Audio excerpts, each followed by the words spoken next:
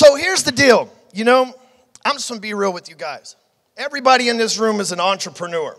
And everybody in this room has aspirations to do something big. Some people in this room are just chasing money, though. Some people in this room think that life is all about money. And look, money's a big part of life. Zig Ziglar said it ranks up there number 2 behind the air. Everything else costs money, doesn't it? Air's free, unless you live in New York. I think they figured out a way to tax that shit too. But here's the truth. And this is what I want you guys to understand. Most people spend their entire life chasing money. They never get a life. Most people hit their fucking number. And then you have the masses tell you, oh, you got to goal and re-goal. And there's nothing wrong with that. We always want to grow. We always want to be better. But there's got to be some point in an entrepreneur's life, some point in our journey where it's not just money that's motivating us, it's the fucking change we can make that's motivating us. See, if you're motivated by money, who the fuck gets motivated by paper? Does that fucking motivate you, Sebastian? These fucking pieces of paper motivate you? The fuck no, they don't. So why does the shit in your pocket motivate you? It motivates you for what you can use that paper for. You see, the difference in the paper there is it's notes for him, so it actually might be money. But you guys get the point. The difference is the paper, but it's not the money, so people chase the money. That's the trick from the force of average, to get you to chase the false thing so you never get the real thing. Money's fake. As soon as we took it off the fucking gold standard in the 70s, it immediately became fake. And guess what? Gold's fake too. I know I'm wearing it, but it's fake too. We only believe that this shit's worth money because we believe that this shit's worth money. You know what one of the most abundant resources on this fucking planet is? Diamonds. There's no fucking end of them. But I paid 6 figures for the one my wife wears because they say it's rare, right? But that's the key. They say it's rare. We believe it's rare, so we pay a lot of fucking money for it. That's how it works. But here's the thing. If you spend your whole life chasing money, you're never going to get your life back. So I want to talk to you about how I live my life these days and what I've done. Because I watch my friends go make 9, 10-figure exits and go right back to work the next day. Right back to ignoring their fucking kids. Right back to being on the road away from their fucking wife. Right back to leaving their friends and family and going and chasing a fucking imaginary substance that allows you to provide the shit that you're actually chasing to the people that you left fucking behind. Man, when I got into this business originally, in 2010, I was forced into this business. And when I got into this business, all I knew was money. I was embarrassed of Ryan. I've been to prison, divorced. The fuck's that guy got to be proud of? For those of you who don't know, that's why I created the hardcore closer personas, because I didn't want people to know who the fuck Ryan Stewman was. Embarrassed of him, so I'll create somebody else and become that guy. Wasn't that hard for me because I've been adopted. I already been through a fucking name change. What's the second time? But I say this because I create this personality and I start training fucking people on how to make money. And I made a lot of people money, just like I've made a lot of people in this room money, or helped you make money. I didn't make it for you, but I've helped you make money. But here's what happened. These guys would go from making 150, 200 grand a year to making 350, 400, $500,000 a year. They get a drug habit. They cheat on their wife. They lie. They steal from people. They're blowing it on shit. I had a guy one time come to our event. To sign up for, it was back then it was called the Tribe. To sign up for the Tribe, he went and got a credit card without his wife knowing and put $5,000 to sign up for the Tribe. Comes to our first meeting. He'd been in the group for about 2 months. He was making enough money to pay that $5 grand back. Didn't pay it back. Went to the first meeting, got talked in with another couple guys that were making life-changing money. They went out to a strip club that night. That night at the strip club, this gentleman spent $5,000 on cocaine and $25,000 on pussy. Now, I never spent $25,000 on strange pussy, but I fucking can't imagine it was worth it. I spent millions on wife pussy, but I never spent 25 grand on strange pussy. I just told you my wife got a 6-figure ring. She worth every fucking bit of it, but I'm saying this guy's got that at home. Comes home 2 days later than he was supposed to. Guess what showed up in the mail? No, the credit card statement, and then divorce papers. You spent $30,000 while you were in Dallas? At Spearmint Rhino? Is that a gum place? Is that a candy shop? Sort of. But I watched this over and over again. These people would chase this thing that's not real and then forget everything in their life that was real. You know, I watched these guys last couple years that you invest money with and everything else, and some of them have done us right, some of them have done us wrong, but every time I've seen every one of them cheat on their wife, I knew I was fucked. Oh shit, she sucks his dick and he cheated on her. I'm fucked with money. Think about that shit. So many people, they focus on money and they think fuck everything else. And look, I'm money motivated. I think you're a thief if you're not money motivated. I'll say it again. I believe if you're not money motivated, you are a fucking thief. The reason why I feel that way is I don't got to be money motivated for me. I don't got to be money motivated for my family. But I need to be money motivated to make the shit happen in this world that I want to make happen. Let me tell you why I'm money motivated. And this is you guys, okay? This isn't just me taking the credit for this. This is us. I'm going to get a little teary-eyed, but I want you guys to understand who we are. You see the Sound of Freedom? Anybody seen that? We've been donating to that organization as a company on y'all's behalf for a long time before that movie came out. One of the reasons that movie's possible is because of the dollars that we put in 2019, 2018, and 2020. I don't brag about this shit publicly a whole lot, but now that it's out in the public, I want to talk about this. So if I wasn't money motivated, how the fuck could we try to be a solution to a major fucking problem these days? As a group, y'all, this ain't me, this is us. As a group, we've donated almost $500,000 to that organization in the last few years. Yeah. If you do the math, and that's for y'all, that's y'all. I've always promised to be a good steward of our money here. I have never taken a paycheck from Break Free Academy, which is the company that owns Apex. I have never taken a fucking paycheck from Break Free Academy, and I've given more money than I make personally every year in my personal income to charity for the last 3 years. That's how much I fucking believe in this, but I'm money motivated. But I'm still here wearing the same 2-year-old pair of cheap ass fucking pants and the same shirt that I've had for a long time. I'm still living off 2018 money. But I say that because it's that important that you and your people be money motivated, but for the right reasons, not for the money, for the thing behind the thing. And by the way, if you're doing the math, that's about 200 kids we've rescued.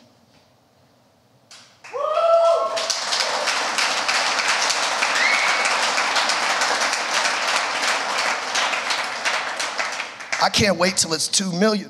Let's go. I'm not gonna quit. I'm motivated to make that happen. You should be too. And if not for that organization or charity, whatever the fuck, just for fucking humanity, whatever it is that God puts you on this planet to fill that need. But here's what I know. When I get to heaven, I just want to see what we did for people. I think the greatest thing that could happen to me in my life is to get to heaven and it be a line of people saying, because of you, Ryan. Because of you, I met Pedro, and because of Pedro, my life changed. Because of you, I met John, and because of John, my life changed. Because of you, I met Alex, Marv, Sebastian, whoever, and because of them, my life changed. Because of the dollars you gave or the speech that you gave or whatever, I just want that fucking line so that I can know I'm making a difference. But I say this because we go through life chasing money, not a life. At some point, and maybe some of you aren't in that place, maybe some of you are, but this is how you got to think of the future. We're going to spend years trying to get money, but at some point you're going to realize you got it. Everybody in this room is going to be wealthy at some point, as long as you don't quit. And I don't say that like, oh, everybody's going to be great, you guys are awesome. That's the key, just don't quit. I think if I'm proof of anything, I'm proof that you could go through fucking everything possible on this planet short of being raped and still fucking come out the other side as long as you choose one option, not to quit. See, because the devil's job on this planet is to get you to tap out. He got you in a chokehold, he's laying down, he got you in the leg lock, the arm bar, all that shit, trying to get you to fucking tap out and go back to being average. But see, here's what happens. You make that money, and you got to start realizing, hey, I hit my goals. You know, I look at Bobby Castro, my mentor. He's got more money than he could ever spend in his entire life. More money for generations. You don't see Bobby going into the office, do you? You see him getting on his boat with his family to go to the Bahamas. You see him vacationing with his wife. You see him honoring Sophia. You see his kids working with him, building a life, right? Because he got the money, now he's building a life, but it don't take billions of dollars like Bobby's got to do that. I look around this room and plenty of you could live on $250,000, $500,000 a year. The rest of that money could really matter. So I'm gonna give you some thought process today. Here we have specific language that we use when in regard to our company, and this is gonna help you out so much for those of you that are going through the scaling process. So the conversations that we have work like this. We're not a for-profit company, and I'm changing things. We've always said the mission of Apex is to help as many people as possible become the greatest version of themselves. We ain't got a mission no more. You know why? A mission sounds like work, don't it? You know what it sounds more like? War. We're not at war. But you know what we are? We are a purpose-driven company. We have a purpose. Our purpose, not our mission, our purpose is to change as many lives, help as many people as possible become the greatest version of themselves. So when I come into this office and I say, we've got a mission, they go, oh, fuck, mission. I got to get a rucksack and an AR-15 and fucking. Hey, we got a purpose. Yeah, I'm here to fulfill my purpose. What's my purpose? Your purpose is to keep this place clean so people want to fucking rent it out, Wyatt. The more it looks great, the more that we look organized, the more people are going to want to come here and spend money for us to run their organizations. That's your purpose, because every time that they pay us to do this, we're rescuing kids. We're building churches. We're saving fucking hungry people. We're doing whatever we can do with that money. We're not buying the boss another widget. We're not getting me another nicer house. We're going and making a change because we have a purpose here. We are a purpose-driven company. So number one, I want you to write that down and take that back to your people. We are a purpose-driven corporation. We are here for a purpose. And the number one thing that you've got to do by the time you get home is figure out what that purpose is. I was an abused kid that was adopted. Thank God nobody sex trafficked me. Thank God I didn't have to deal with all that shit. But I understand not having family. I understand not having somebody who loves you. I understand that shit. So my purpose is to help as many fucking people as possible, specifically kids, with my money that can feel loved by somebody. But that's a purpose. And our company has a purpose, not a mission, not a profit-driven. It's a purpose-driven company. Everybody here is working with a purpose. The camera guy, his purpose is to capture the good stuff so that we can showcase it out there and it change somebody's mind, therefore change their life. Everybody here has a purpose, and when you take that purpose back to your people, it changes. The next thing is, and I say it every time, you gotta have some core values. You know, you gotta have some core values in your life. Steal ours. We got the best ones there are. They're written on the board behind me. The beautiful thing about these 4 core values, and I'm sure we could list a whole bunch of them, but I believe they truly all boil down to these. But when I correct people in the organization, I'm correcting them according to these things. I never have to correct anybody in my organization over this shit. But I have to correct them over responsibility all the time. You know, it's easy to say, oh, well, I didn't do this because. But it's better to say, I will get better and I won't make that mistake again. My bad. Because here's what happens when we take responsibility. We're actually getting responsibility. And a lot of people, they don't want responsibility because they understand that responsibility comes with a burden. Responsibility leaves you void of excuses. Responsibility gives you ownership. So you see a lot of times people, they never take responsibility. They never get ahead in life because the responsibility is never given to them because they've never taken it. If I'm constantly making excuses for everything and everything is everybody else's fucking fault, and I'm never responsible, then I never get the responsibility of being good with money, the responsibility of being good with people, the responsibility of being a person of my word, the responsibility with taking action when I need to, being reactive, and so on and so forth. But when I get that responsibility, it makes me a better person. That's why when you're young, you learn to apologize. An apology is taking responsibility for a situation, right?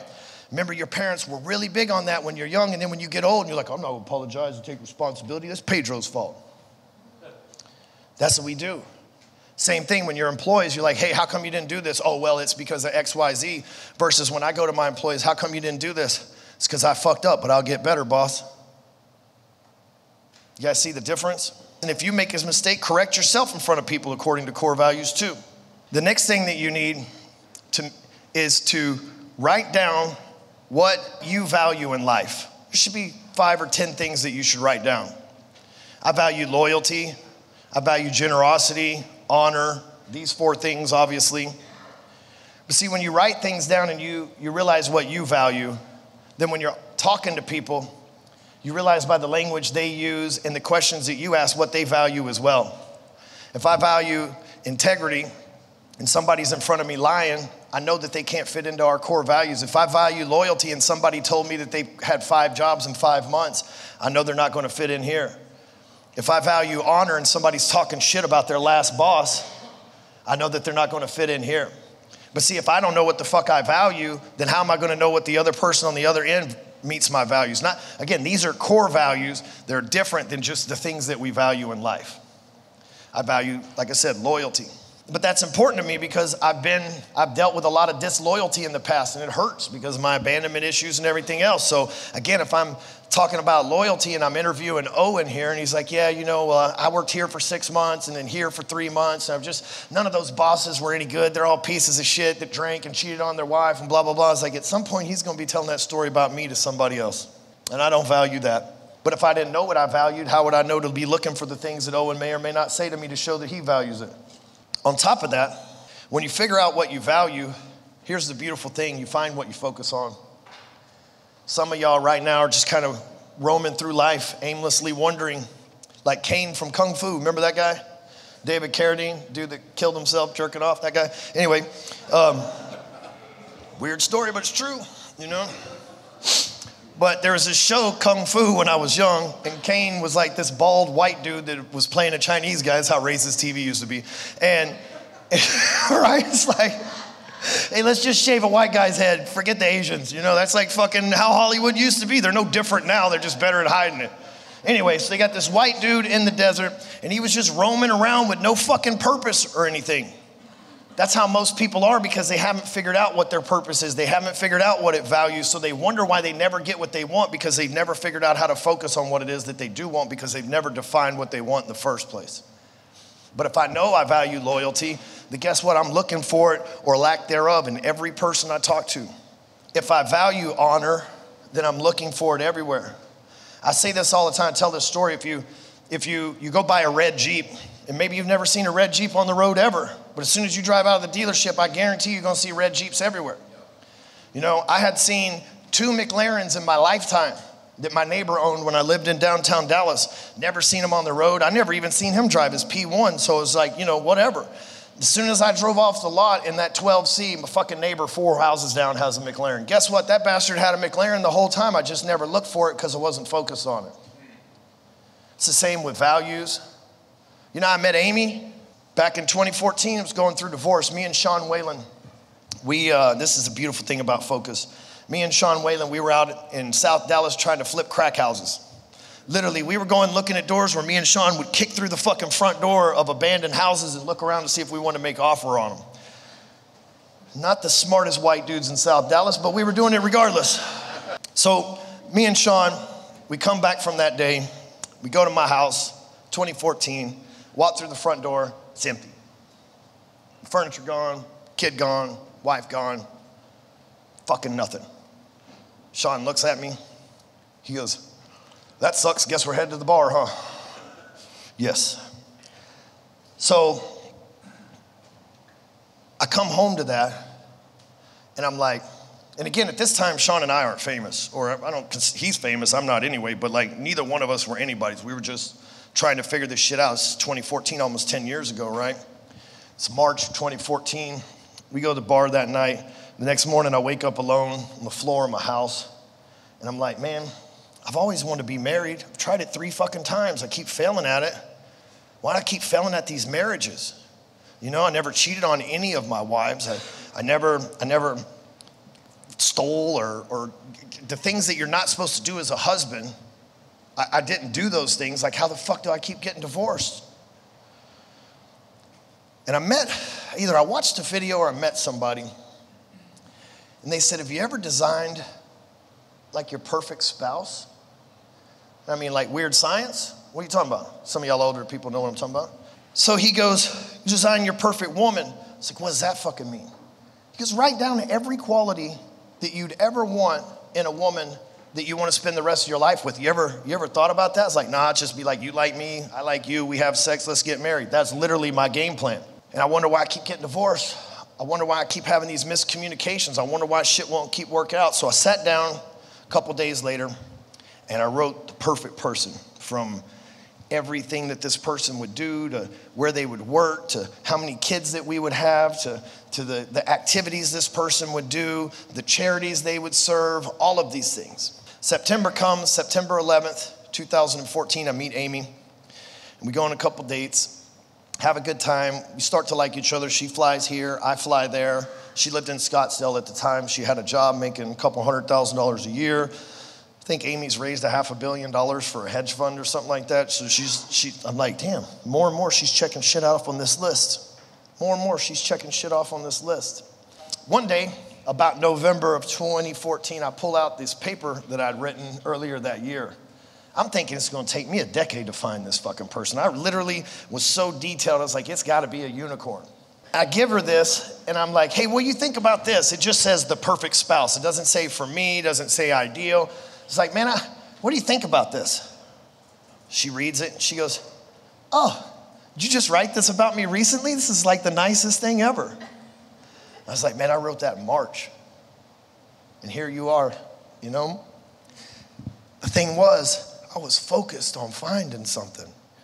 That red Jeep had been out there the whole time. I just didn't know to look for it. But see, that principle I just shared with you about my wife works for your employees.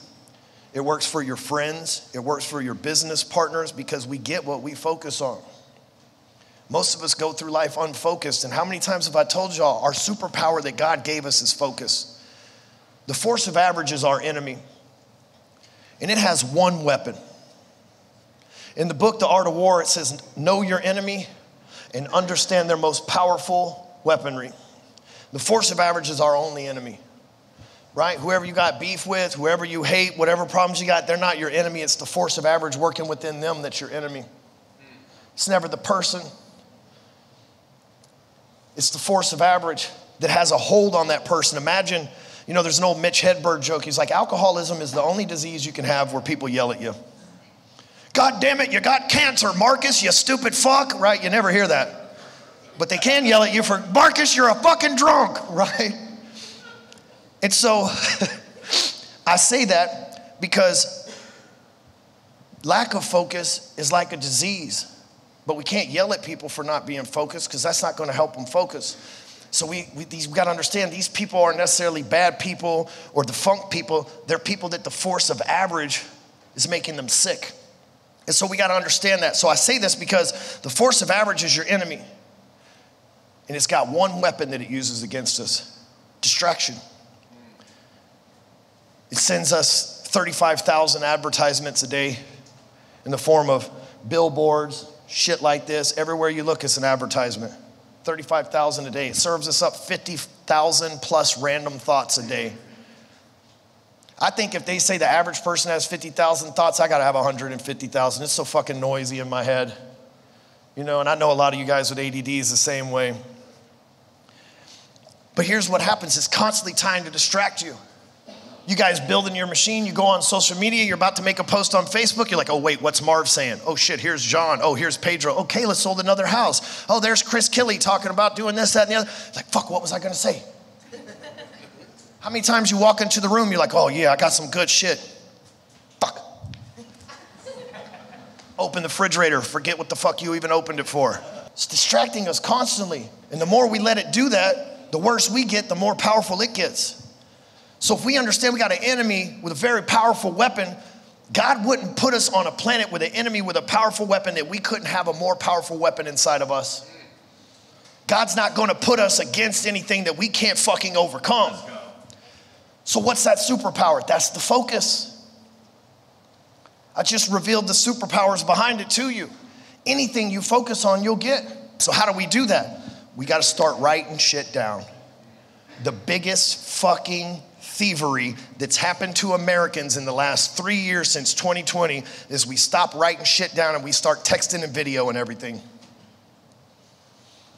There is something about having a hand, a pencil, and a piece of paper that draws that focus out.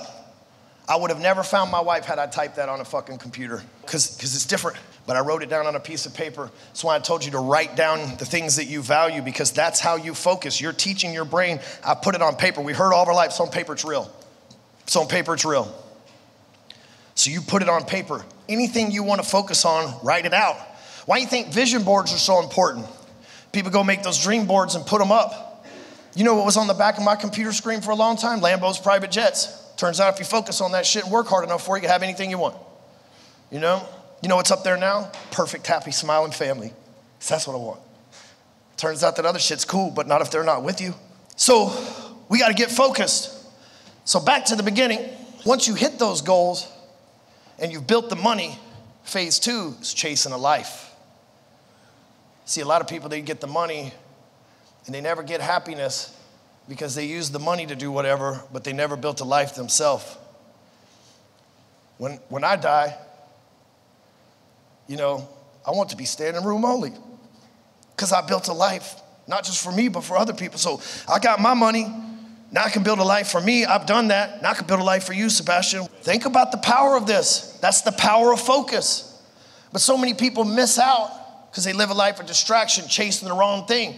See, all of y'all would have chased, assuming you take my advice, all of y'all might have been chasing money the rest of your life. But now you're like, hey, man, I need to focus on this life shit a little bit too. Or you can not write shit down and not know what you want and keep living life hoping things work out.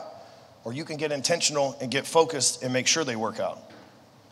You guys with me on this? And remember, part of that focus needs being a life. It's not about making money. Money's part of it. It's about making a life. So I say this all because I want you guys, look, I'm just trying to be an example for you of what's possible. And I don't say this from like, oh, look at me, I'm awesome. I'm just saying wherever you come from, whatever you've been through, whatever shit that you've had to deal with, like I'm just trying to show you that if you focus, you can get on the other side of that and you can totally win. Everybody in this room's got a superpower inside of you that you can unleash on the world and make whatever it is that you care about matter. There was a guy named Robert James one time speaking at an event. He said you should never meet your heroes. You realize they smell like shit and their breath stinks too. And so I say this because we get to be those heroes though. I look around, have my heart broken. You know what I said? Fine, I can't find that motherfucker. I'm gonna be that motherfucker. I'm gonna be him. I'm gonna be the person that they're looking for. I'm gonna be the person that the fucking world wants. I'm gonna be the person that the fucking world needs. So we look around for somebody else. It's inside of us. It's not somebody else. It's inside of us. I can't fucking save you, Pedro. You can only save yourself. I can't raise your daughter, Pedro. You can only raise her. I can be a sort of example to you, but I'm not perfect either. But you get an opportunity to be perfect for Kayla and your daughter. Guys, I hope y'all got something from this. I appreciate y'all. Thank you.